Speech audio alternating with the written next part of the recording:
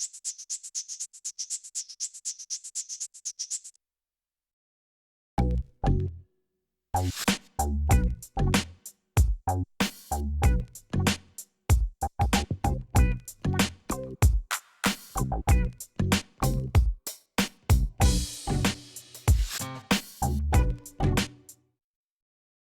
forgive my reading from a piece of paper. Welcome to our creative container gardening workshop. It looks like we're doing this primarily for you folks at home today, which is great because we'll reach a lot more people than we would have if you all tried to come here. Wouldn't have worked as well. However, you don't get to take home a container garden with you through the magic of television, so apologies for that. Anyway, my name's Bill Pfeiffer. I used to be the director of MUD. I work for Mountain Line now. I'm a volunteer here today for MUD.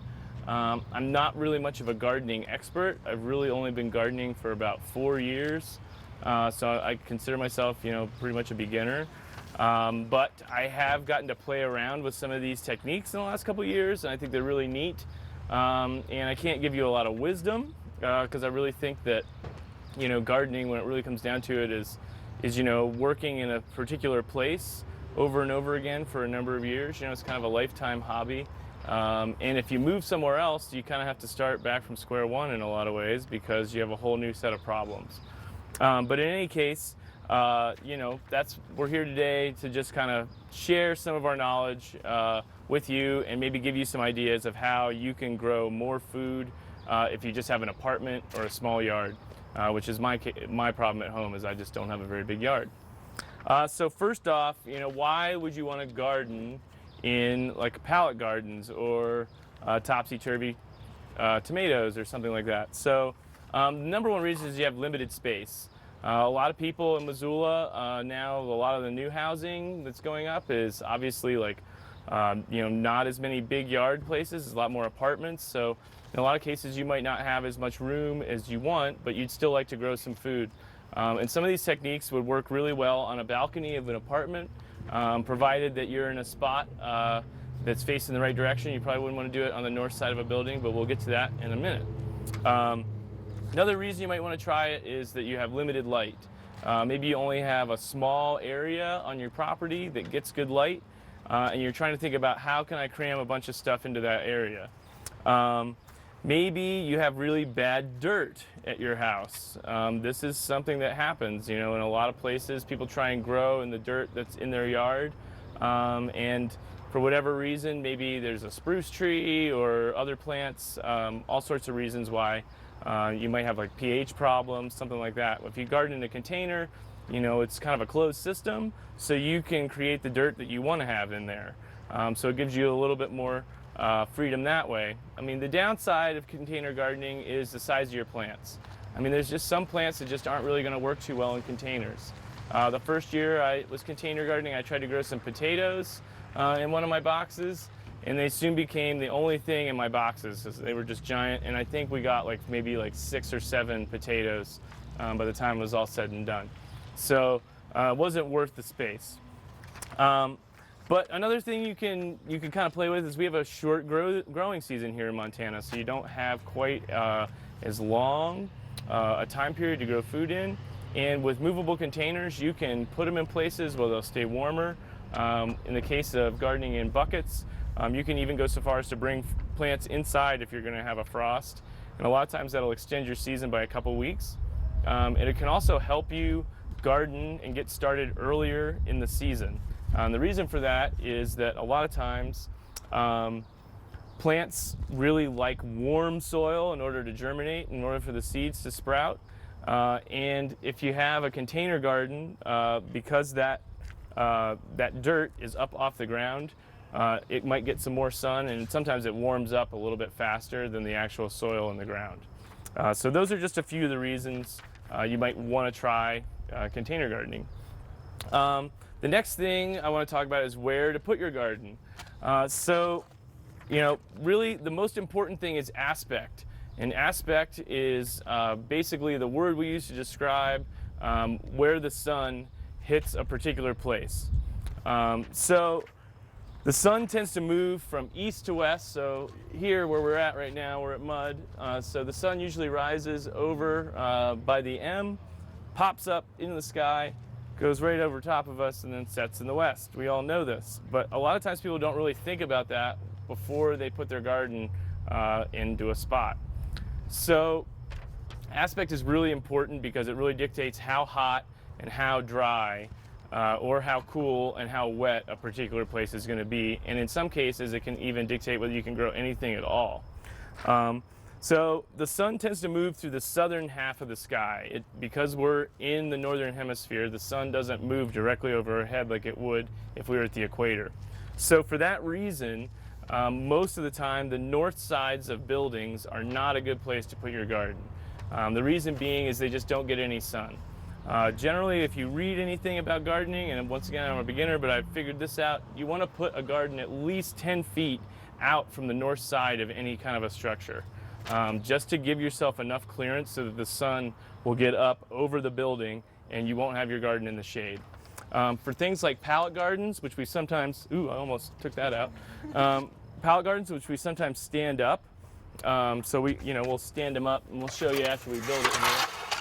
But, if we stand it up like this, obviously it's not going to stick out 10 feet past the north side of a building. So north side of a building wouldn't be a good place for this garden, or any garden really. South side of the building is the opposite. It gets the most sun. It's usually super hot and super dry. Some plants really like that a lot. Other plants don't really like that very much. Most people know that tomatoes and peppers really like it hot. Greens tend to not like it as hot. If it's really hot, greens tend to bolt quickly. They get bitter, so they you kind of want to grow them long and slow if you can. So for that reason, you can sometimes put them on the east side if you wanted to put it against a wall. The east side is going to get the morning sun up until about midday, and then it'll be in the shade for the hottest part of the day. The west side is kind of the opposite. It's not going to get that morning sun, but it'll get that late hot, late day sun. So if you're looking to lean it up against a wall, these are the things you should think about. If you're going to put it on a south facing wall, you're going to have to water more. Your stuff's going to grow faster, but it's also going to dry out a lot quicker. So good to think about aspect. And aspect, as I said, also controls the water. So on an east side of a building, because you're not having as much hot late day sun, you probably won't need as much water in those containers as you would on the west side. These are all just kind of common sense, but not necessarily intuitive things that you should think about. Next is soil. I don't know a ton about soil at this point, but I do know that the more you work a particular batch of soil, the more you add amendments like compost, llama manure, which we really like here at Mud, things like that to it, the better it gets over time. More micronutrients kind of get into it. You start getting worms, all sorts of creatures. It turns into a really healthy soil. I mean, generally what you hear is that you should be able to pick up the soil, crush it into a ball, and then break it up. So that's mostly poop there, but it's pretty much, that's really what you want once the soil's wet. General rule that you can add compost to any type of soil and it'll improve it, both kind of clay soils and sandy soils. It improves water retention, but it also keeps stuff from getting too clumped up and condensed. Let's see, did I miss anything? Oh, general rule for pallet gardens anyway is you want to water them from the top. And you want to put the plants that like the most water in the bottom, because water flows downhill. So if you've got your garden up like this and it's finished, typically what you'll do is you can just water straight from the top. I'll just sometimes just put the hose right up here and just fill it up, and it'll gradually kind of filter down. Eventually it'll start draining out the bottom, and that's usually a really good sign that you've got enough water in the box. You always want to put, like I said, your water loving plants at the bottom. Sometimes I'll put stuff like herbs, rosemary, that sort of thing up top, stuff that doesn't take quite as much water. Succulents, you can get creative. You don't necessarily need to just grow edible stuff. I put nasturtium in them once. That was kind of fun. And they like to kind of just go every which way. So you like that gesture? Doing that more. What to plant? Oh, air. Last thing that is requirements for your plants. You know, a lot of times with lettuce, I really cram it in. But with bigger plants, you want to make sure you give them enough room so that they can kind of get some air flow around them. You don't want them to be, you know, totally packed in. With greens, the way they kind of grow, it's really actually pretty fun to just cram them in. And you'll see once the pallet comes up and it's fully grown, you know, you'll just have like basically a wall of greens, and you can just kind of pick greens as you see fit. If you have a bunch of different varieties, it's pretty nice. You can kind of make a salad. Last year here at Mud, Home Resource and myself, we ate a lot of salad from the pallet gardens. It was pretty cool. We just had them set up and people would just fill up their bowl for lunch every day. So, and hopefully in about a month from now, we'll be doing the same with these pallets right behind me. So some plants like more shade than others. If you have a lot of shade, I've found that lettuce works pretty well. Bush beans will grow in the shade. Spinach, kale won't get as big, but it'll grow. Broccoli usually does okay in the shade just because it doesn't bolt as quickly. Plants that like sun, like we were saying, tomatoes, peppers. My onions, I've discovered, really like the sun. They really didn't like the shade much. Chard will do a lot better in the sun. Cabbage, cukes, squash. Herbs work really well in these pallets, as I was saying, and you know, water-loving plants, you know, you want to put them at the bottom. So different methods we'll talk about today. First of all, there's just the simple container garden. If you've got enough room, you know, just a box on the ground with some 2x6s works really well. What we're going to talk about today are these pallet gardens, which you can stand up. So if you don't have a lot of space, yard space, you can just stand them up. Pallets, really what you need to build a pallet garden is not a lot. You need a pallet, some weed matting, which we have some over here. You don't have to pan to it, and a staple gun and some T50 staples. It's pretty much that easy. So right now we're going to show you how to build one of these, and yeah, stay tuned. So pallets come in all sorts of different configurations. This one's just got a bunch of the same. If you want to create a bigger area, you can always pull one of these off and move it.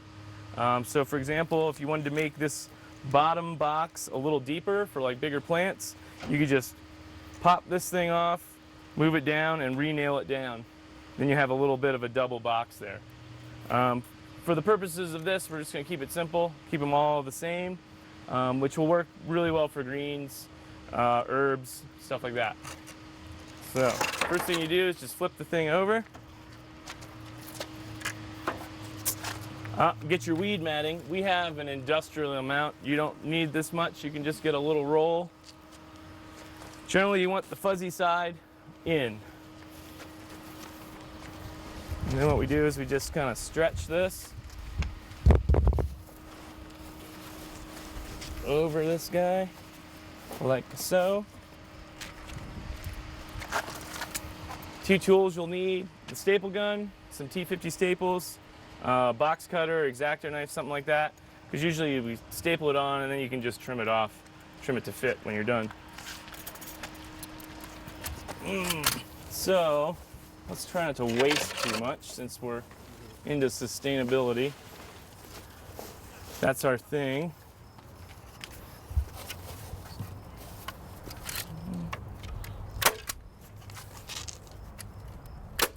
You want to put them in pretty regularly, just because you're going to have a lot of weight in here with the soil, especially once it gets wet.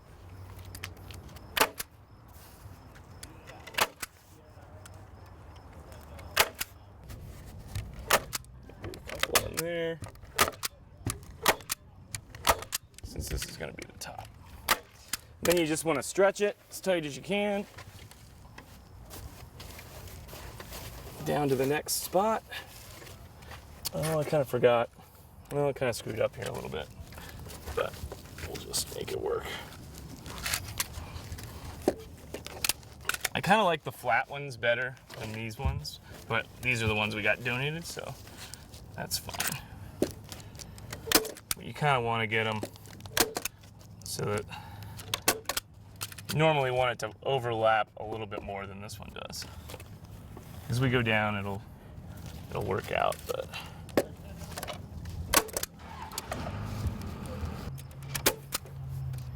but generally you can't use too many staples for this, just because you're gonna have a lot of weight. It's gonna be pulling on it. So I mean, really, just staple the crap out of it. On this end, we're gonna have to get up underneath to do the bottom. So then, yeah, you do want to make sure that at least one end you have sealed. So you're gonna leave one end open. It's gonna be the top end on this one is up here. So that's gonna be open. And then this bottom end, we're gonna wrap around. That's gonna hold the dirt so that all the dirt doesn't just slide through the pallet and come out the bottom end. However, I think we're gonna have to cut it first. So let's do that.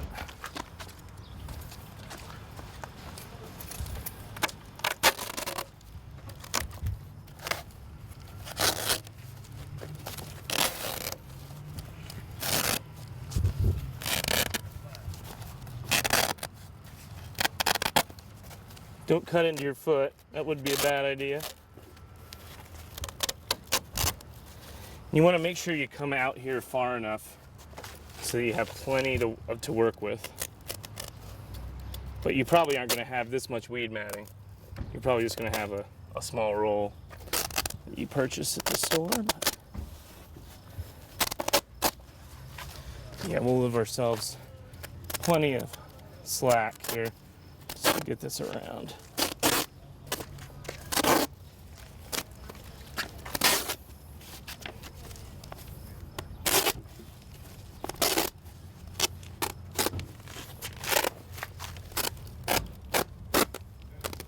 Like so.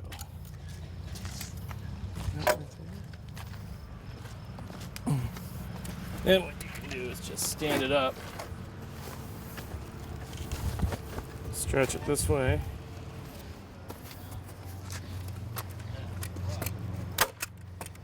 and you might want to double these on this end just because it's going to be taking the brunt of the weight.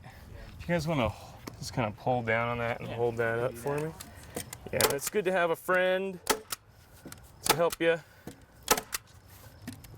We're just gonna, oh, we're out of staples. Yeah, and I'd probably just double that right there. Make sure you get these edges. And then you can just put them, I like to put staples in each slat in the back. These pallets have like this kind of weird divot here and no bar here. Which isn't ideal, but you know, usually you can get a donated pallet. It's not too hard. Home Resource has them for very cheap. I think they're like $5 a piece or something like that. Put like another row here.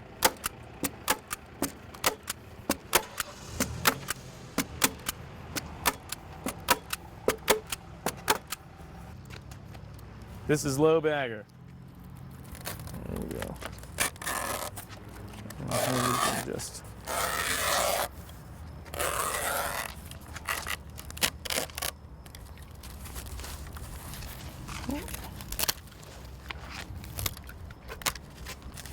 Zoop.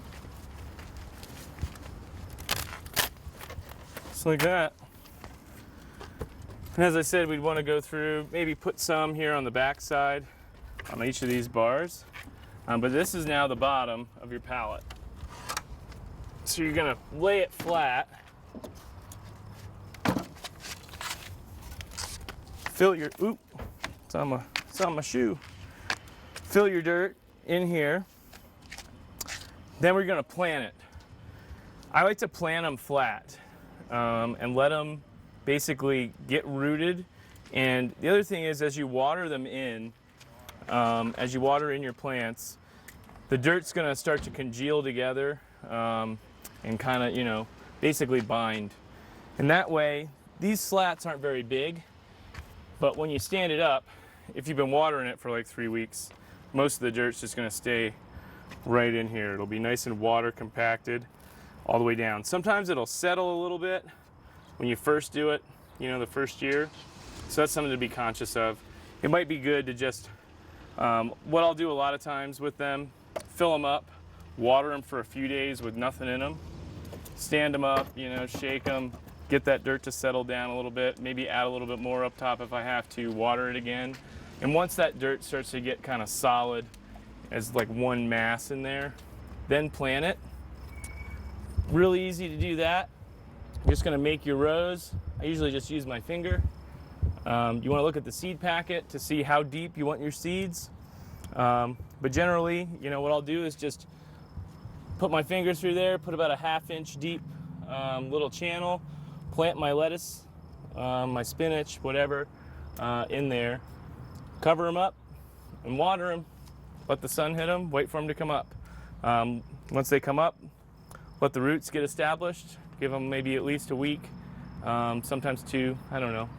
I don't really know if I have a set time that I do it, but usually once they start to look mature enough, turn them up, and you'll notice like within a couple hours of when you stand them up, they'll immediately start reaching for the sun, and they immediately turn. We're going to show you how to plant a topsy-turvy garden here in a second. With those, they tend to turn, like a tomato will turn upside down in usually like 6 hours. It's crazy. You don't see it happening, but then you look back and it's like, it's totally flipped around. It's going backwards. Any questions? No. Cool. Well, that's how you build a pallet garden. And it's a lot easier to take them somewhere when they don't have dirt in them. Yeah. So that's something to be aware of.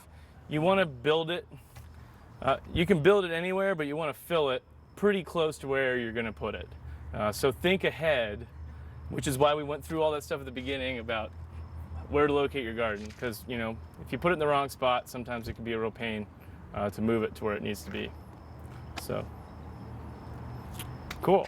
Well, we could show them how to fill on this one over here. So to fill them's pretty easy. Right here we have a mixture of topsoil and llama manure. Llama manure is our favorite fertilizer at Mud for a number of reasons. One is it has a really good kind of balance of the 3 major nutrients that plants need. Nitrogen, potassium, phosphorus, NPK.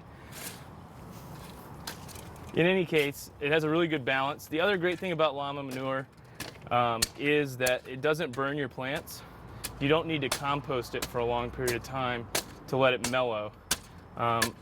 Llamas, for whatever reason, biologically, do that in their stomach for you. So it doesn't come out as hot, basically. But we really like llama poo. It works well. We have a bunch here still for sale if you'd like to buy some. And I think there's probably a sale on the sale at this point. So come and get it. I will probably come and get whatever's left and just kind of stack it by my house for next year. So yeah, we're just kind of mixing this up, but basically you just, you know, just gonna fill it in. These were planted last year. We just ripped all the roots out of them and everything, and all the old plants. The only issue is that sometimes after 2 years or so, you start to have less dirt in them than you started with, because as you're watering them, a little bit of dirt comes out here and there. So every year you want to just top them off. So that's basically what we're doing here. So. I think, I don't know, we never had them rip. I mean, provided you have them, you know, pretty well stapled on. This one, they folded over, you can see. The other thing we didn't really talk about is, you know, you can just bolt a pair of 2x6s on it if you want to stand it up. One of the benefits of that is if you plant like something like cucumbers, for example, in this lower section, if you've got that space below, they'll trail down. You could also put strawberries in them, and I bet you that would be great. I mean, I think strawberries, you could probably plant a whole one of these with strawberries. Be pretty cool. The other thing is if you got creative with where you stored it in the winter, you might even be able to overwinter them and just keep them going. But you would have to protect them somehow. Might need to cover them, maybe dig them in or something, I don't know. If you have like a slightly not frozen garage, maybe? I don't know. Think creatively. It's creative container gardening. So the top of this one's pretty empty. But as I was saying, once you fill it, don't stand it up right away or all the dirt's just gonna come out. You gotta water it for a few days to get the dirt to just settle. The top one can be tricky, especially if it's flat, because it's gonna wanna come out the top.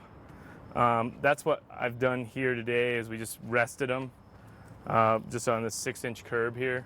And that's just keeping them, just giving them just a slight angle. And that's just gonna help that top row not fall out of there. Once you stand it up, have you ever planted things in the top?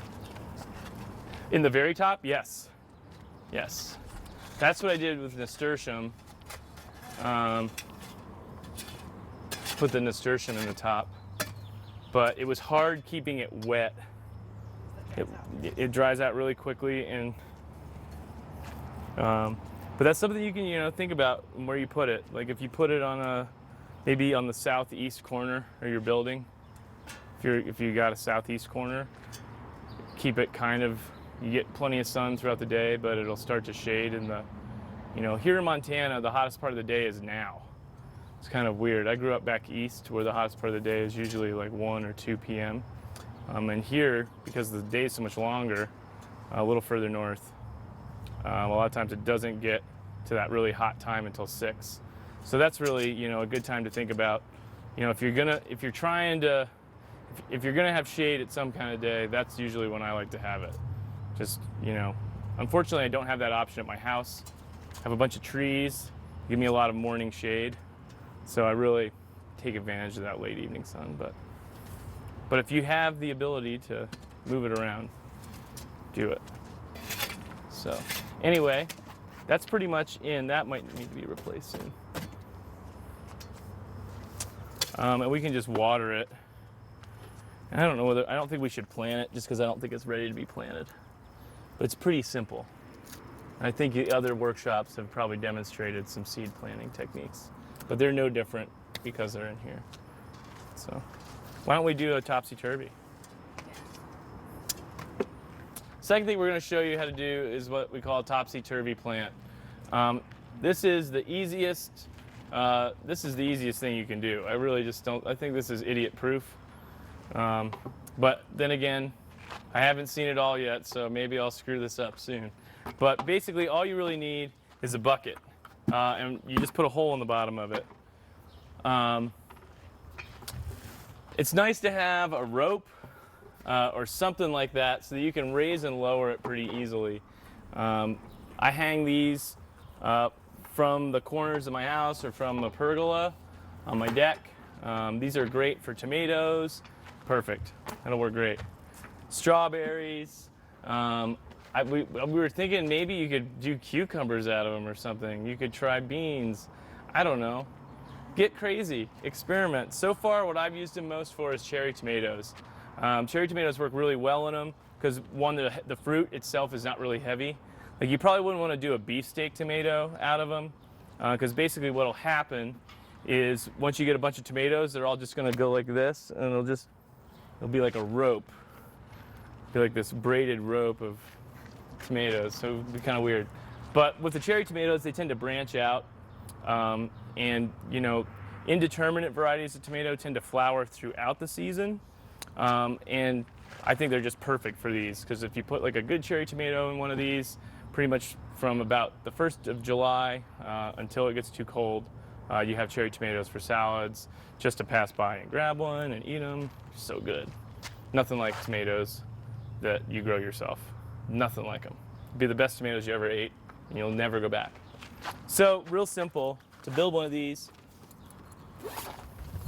you get what's called a hole saw. You can check one out here in the Mud Tool Library, and a cordless drill. Real simple. This just goes on here, just like that. This is a 2.5 inch hole.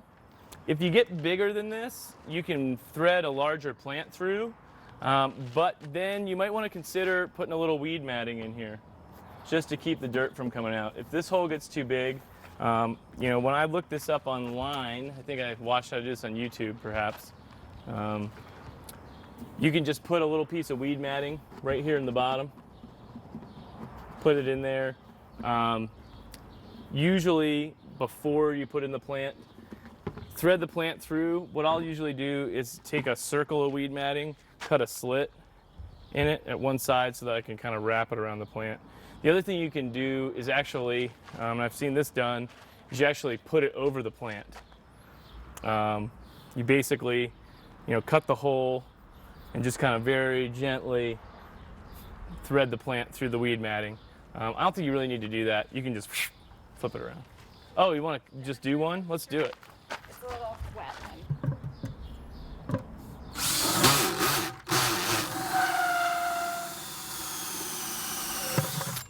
Choop. Here you go. It's that simple. You got a bucket with a hole in it, which is usually something you want to get rid of. But look, we're making it useful. So if you have any buckets that have holes in the bottom, don't throw them out. Turn them into a topsy-turvy tomato. So yeah, really handy dandy little tool, really easy to do.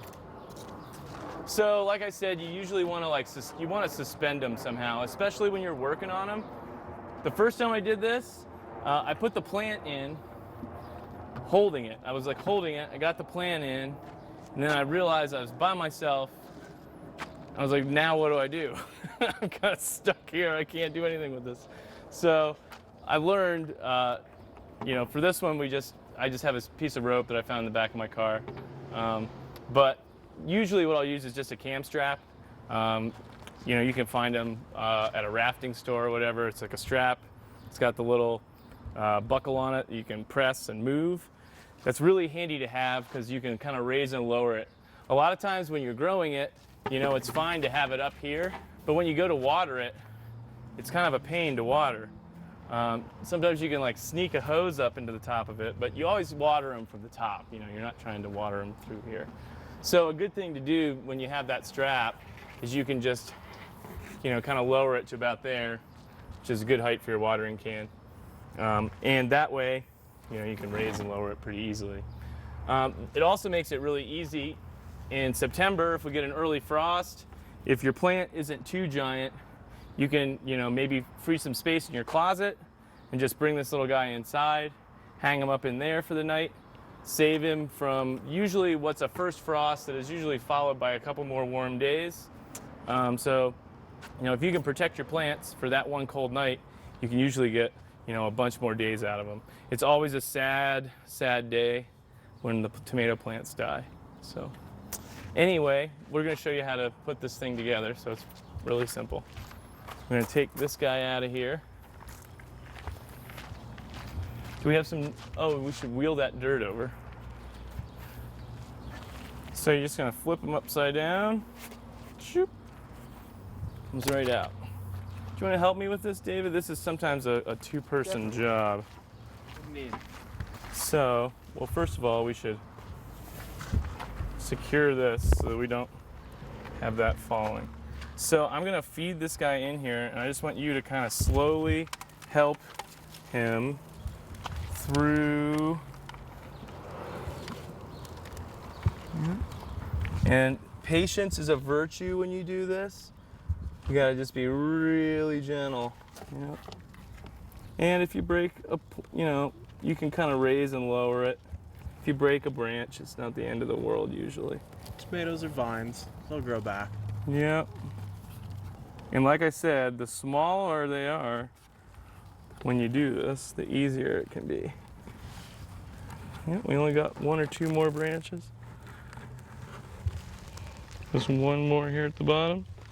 Cool. So you can just tie a little slip knot here for right now. Yep. And usually try and get them in the middle. And then we're just going to backfill it. So let's kind of lower it down right to here. Yeah.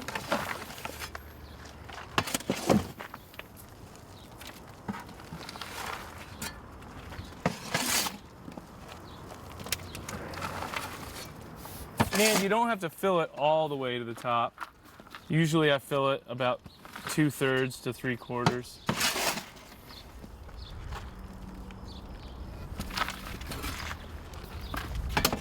Maybe a couple more.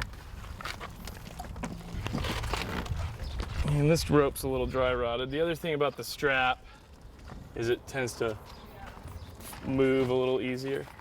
But shoop. Once you get to there, there we go. So, like I said, within a day, this plant will totally flip around.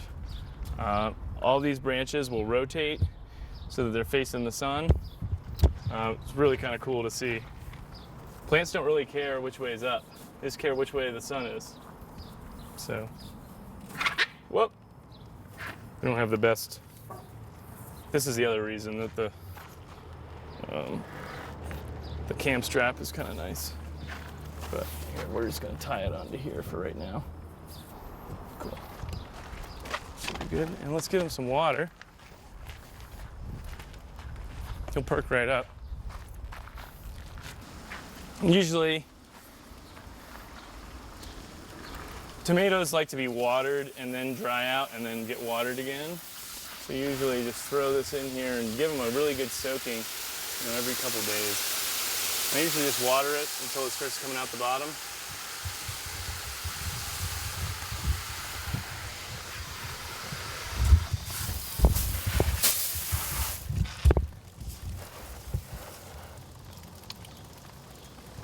Another thing I've noticed is sometimes, depending on how much sun you got, sometimes they don't drain all that well just through this.